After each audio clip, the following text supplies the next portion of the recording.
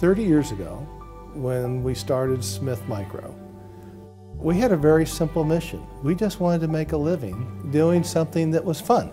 I first started as, I guess I could say a staff accountant. I found a little ad for a software company in Huntington Beach, California. In a kind of a small two-room office. And Bill sat in the front office, and Dave Sperling, Scott Ziegler, and myself sat in a second office.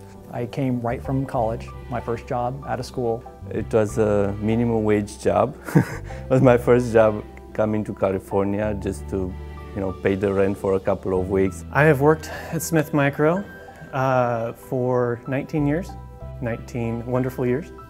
I answered an ad in the probably LA Times or Register. 2 days ago was my 20th anniversary. Now it's been about 18 years since I've been at Smith Micro. Being a small company, I did a lot of other things. I did tech support. I did sales support with Bill Smith out on the road with him. We did trade shows, we did shipping. We'd actually be in the back shipping product and shrink wrapping product. Let's see, I was the receptionist, I was tech support, I worked in the shipping department. I've actually counted inventory. I've unloaded trucks. I've kitted product to be shipped out. I've answered the phone and cleaned out the refrigerator. The one thing that I did was I also programmed. It's a fact of life that I try to hide because I really wasn't very good at it. In Huntington Beach, we were very close to a bar, actually right next door to a bar. It was a very dodgy bar. I actually still drive by it from time to time. It's still there, and it's still very old. When you work together, it's fun if you can play together, and so there's been many experiences going to various trade shows. I mean, in the early days, going to Comdex in Las Vegas, and Sperling and Ziegler teaching me how to gamble, and they didn't teach me very well because all I did was lose. And I turned 40 on a Monday. And I came in to find that Mr. Barry and Mr. Zazelak had filled my office with black balloons. Now, I don't mean just a few. I mean filled. So that they were actually over my head when I sat at my desk. The Christmas tree that year was a man-made Snoopy type Christmas tree with 3.5-inch floppy disks of quick-link gold hung on the tree with opened up paper clips. Under the tree were empty boxes of quick-link gold and hot facts. We've tried to have an environment where engineers can at least go out and have some activities that are more fun related outside of the office. We used to do like once a month Smuzzy Geeks Night, where engineers would basically go out, either playing poker or go-kart racing and a pool and things like that. There's also been a group of people from engineering, QE, and other areas where they've been playing basketball every week outside of work, So I would say we've got a good mix of all kinds of people. Most of everything, I think I enjoy creating this environment where people can express themselves. We have a very talented team, we have a very dedicated team, and it's shown over the years that the strength at Smith Micro has really been the engineering team itself. Most people really work hard to work together as a team. Finance especially. I've joked with our staff, you're not allowed to say that's not my job, ever, under any circumstances. You can say, I'll get back to you later, but whatever needs doing, we will do. We cover for each other. We've had some pretty hard times and they always hit at an inconvenient time, but we've never missed a deadline and don't plan to start now. So that sense of teamwork, I think, where everybody wants to get the job done, makes a big difference. I can honestly say that I've always enjoyed working with the people here, whether they're still working here or whether they've come and gone. Smith Micro has been great as a company to work for. I think its biggest asset is, its people. It really takes care of its people. It understands the problems that people have to go through. And by taking care of its people, people like to stick around. The big downturn we had initially, where we went from at least 100 plus employees, and we were down to probably 30. I mean, that was rough, a rough time, but I don't think I ever really thought we won't make it. For some reason, I felt as though, you know, we still had a good base of products, we still had a good base of people, and I just felt like, you know what, we can only go up from here. Back when I started the very first year, I think it was 8 months into the job, I found out that my dad, he was back in Pakistan, and he had a heart attack and he had to go through an open heart surgery. And I wanted to go back home to be with the family, and I was all nervous as to how I'd tell my manager that I'm going to be out for 4 weeks or 3 weeks, you know, when I don't even have maybe a 2-week vacation accrued. And I told my family I'm coming regardless. If I don't have a job, they'll fire me. I don't have one, you know. But I went out to Dave Sperling and I explained him the situation. And without hesitation, without asking anything, he said, do what you need to do. Your family needs you. When you come back, you'll have a job. No questions asked. And I think, you know, that stuck to me till now, I think. And I think it's things like these small gestures that, you know, make a big impact in each of the individuals' lives that, you know, people don't forget and think about when, you know, things come up about changing employers and things like that. One of the proudest moments at Smith Micro was the day we went public. It was September 1995, and we had worked on the IPO for about a year prior, maybe even longer, and put a lot of work into working with the investment community, talking to them about our products, getting our name out there, you know, Bill going on constant road shows for investors. But when that day finally hit and watched SMSI come up on the ticker, that was the best day ever. Being a kid out of school to going into Smith Micro Software and then getting to the point where we're part of a IPO was very rewarding financially, and also, you know, from a personal, you know, achievement, you know, being a part of that whole process. When you talk about going public and the change it had on the company and the people, it was daunting. You know, clearly you go from, you know, a nice privately run company to, you know, one day later, you have all these shareholders, and all these shareholders had this concept that you were going to do everything possible to drive the stock price up. You know, that's a humbling thought. You've never really done this before.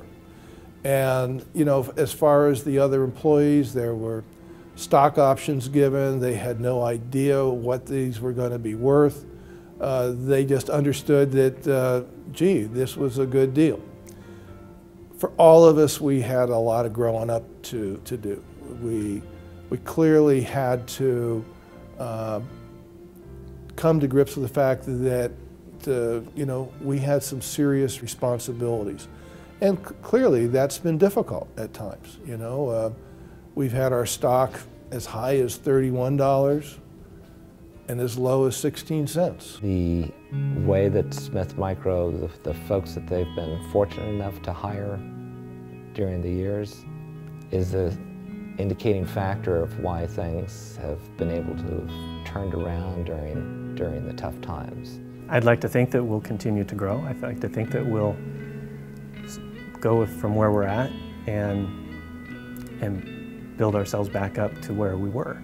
And I think we do stand a good chance of doing that. So all businesses are cyclical, and Smith Micro's gone through a couple of tough times before, but we've always stuck to our philosophy of building great software for great customers.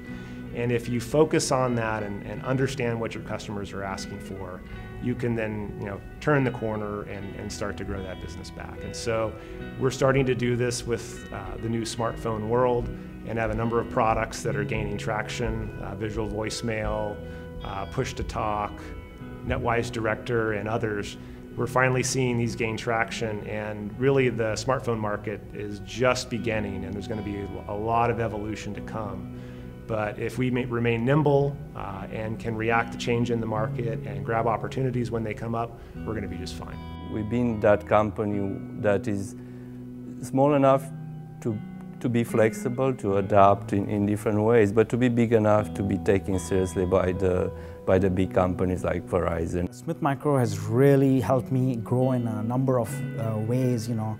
From a career perspective, it's been a great career for me here. I've learned a lot from an engineering perspective, but I've moved up from an entry-level engineer to a lead, and then to a manager, over to a director, and you know, to a VP of engineering, overlooking a broad range of products, a broad number of people across multiple offices.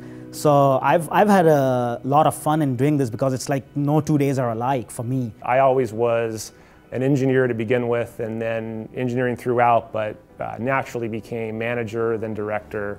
And as the company grew, I moved into the CTO role back in 1999.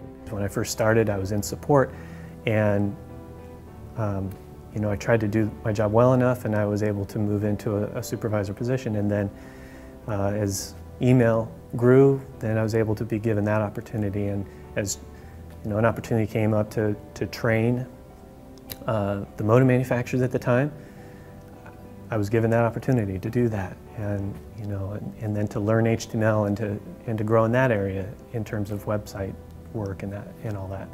You find those areas that you can grow into, and I've been fortunate that the company has seen that and has allowed me to grow in those areas as well. When I started working at Smith Micro, Bill had just launched a product called QuickLink. My first project here at Smith Micro was working on QuickLink Message Center.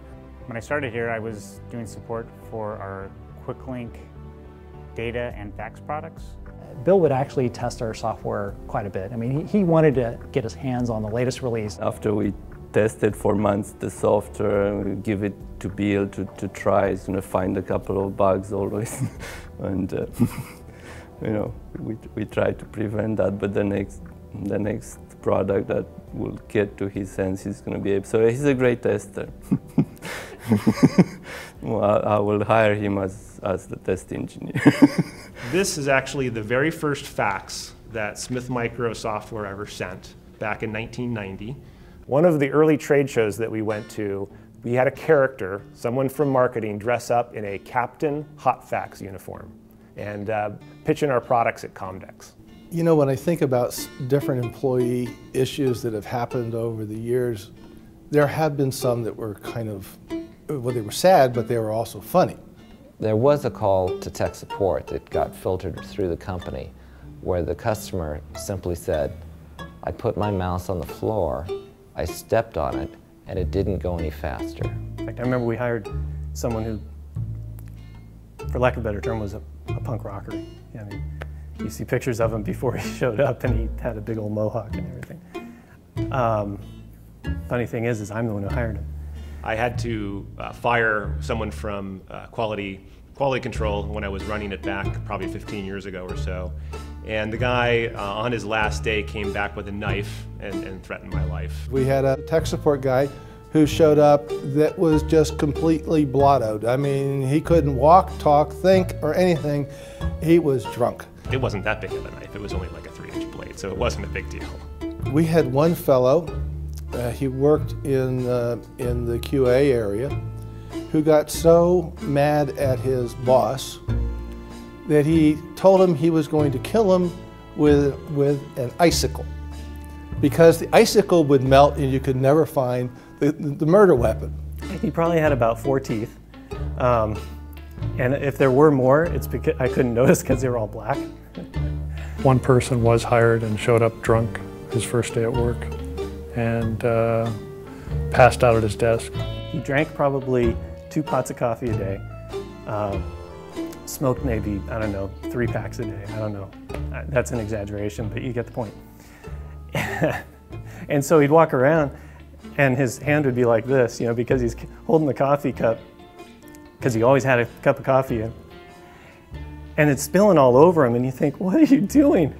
And he's just wiping it on his pants, and it's not a big deal to him or whatever, and you're talking to me thinking, oh my goodness. I believe we have had a few angry customers. Listen, my name is Robert Flores My phone number is area code 312-237-0626. I've been on hold forever. I just got hot facts. My machine is locked up. I don't know what to do. I'm having a rotten day. Somebody help me, please. Yeah, I think Sperling takes the cake when it comes to funny things. The chairs in those days had a back that you could lay all the way back. He was just laid out straight, sound asleep. He was exhausted. That was a good one. Bill is absolutely a great person from any point of view, you know, business-wise, absolutely. I think Bill is a really fair and a very approachable person. You know, he does have an open door policy. He does not just say it, but he does actually have it. In the number of years I've been, you know, there have only been maybe a couple of instances where I've had to personally go and talk to him, and he's been all ears and listened to the issues, and he's actually addressed them.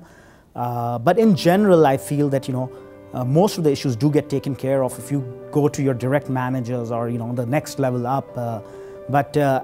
You know, but Bill is very personable and approachable. I know that for sure. The fact that we've had some highs and some lows is just an indication of who Bill is. He's not about rolling over or ducking out. It's one of the main things that keeps me here, frankly. He uses the products, which is good. I mean, you could probably ask a lot of CEOs out there and they probably don't know what all the products they even have. So I think it shows, you know, his interest in what we do, and his heart is in, you know, making Smith Micro successful. My husband was in China for 6 weeks, and I had a 7-year-old at home who came down with some sort of terrible flu. And as only little boys can, wanted his mommy and cried and carried on, and I had absolutely nobody to leave him with. And we didn't have a policy for anything like this. I was pretty much one of the only women around. I was certainly the only person with a kid. And I thought about it, and I finally packed up my child and brought him to work and made him a little bed in the corner of the office and got to work, because we had an SEC filing due in 3 or 4 days. And Bill came in to ask me how it was going. He and I hadn't talked much at that time, and so I'm scared to death. CEO's coming in my office, I've got a kid on the floor. I'm thinking, oh my God, I'm fired. And he looked over and he saw my son and he said, what's wrong? And I said, well, you know, Bill, I'm really sorry. I didn't have a choice. I don't have anybody to take care of him. We'll go home as soon as I can, but I've got to get this over to the printers, and the lawyers keep making changes, and I'm scrambling. And he looks at me and he says, you really need to be home with your family. I said, but Bill, this has got to go to the printer. And you could see he was actually really torn. He wanted to say, I don't really care. But he couldn't, because we are a public company, and like I said, we've never missed a deadline, and he wasn't going to be the one to start that. So he just looked at me and he said, you do what you need to do, and then you go home and you take care of your kids. And so for me, you know, the reason I'm here is because of Bill. It sounds really hokey and corny, but I've never been able to not be a mom while I was here. I think that we work and it's part of our life, but our families are another part of our life. And, you know, I think it's very important that there is this balance. I don't think you can be constantly working any more than you can be not thinking about work and constantly with your family. You know, I think that these are two ideas and thoughts that have to kind of go hand in hand. We're all people, you know, so we get to know our co-workers, we become tight with our co-workers, and that's the fun part. What I'm really looking for is a group of people that actually want to work together, that actually want to challenge each other to do better, that are constantly, you know, pushing the envelope. You also want people, though, that are willing to, look, we all have strengths, we all have weaknesses. The whole trick to a team effort is that we all cover up each other's weaknesses and accentuate our strengths. I'm here because I have fun. This is a fun thing. You have to have fun no matter what you do. And I guess the day it isn't fun is probably a day did I leave?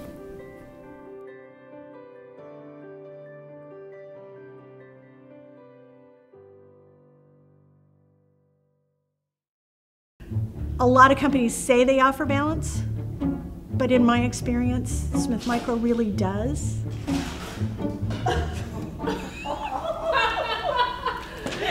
If I wasn't working at Smith Micro, I'm not sure where I would be. Well, before this, I actually worked for Long's Drugs, so maybe I'd be working at CVS now. I don't know.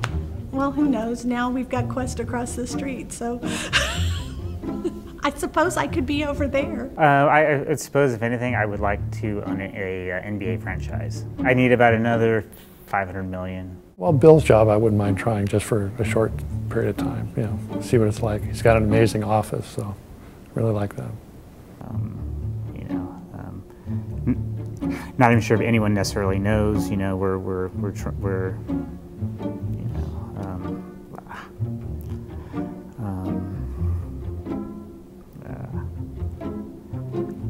know, what was the question again?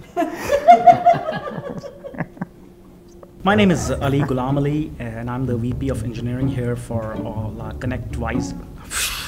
I messed up. My name is Dave Sperling.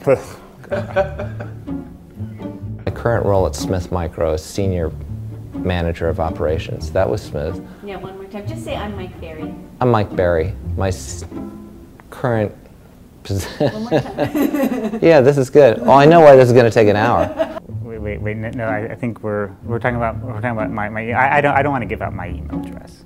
So no. We're talking about like a nickname. Oh, a nickname. Oh, okay. I thought we were talking about something else. Okay. To be a good husband, you have to follow directions and to be creative in the same time. Cut. Don't put this in. And so, guys are so funny back there. I know you're going to cut part of this out. Okay.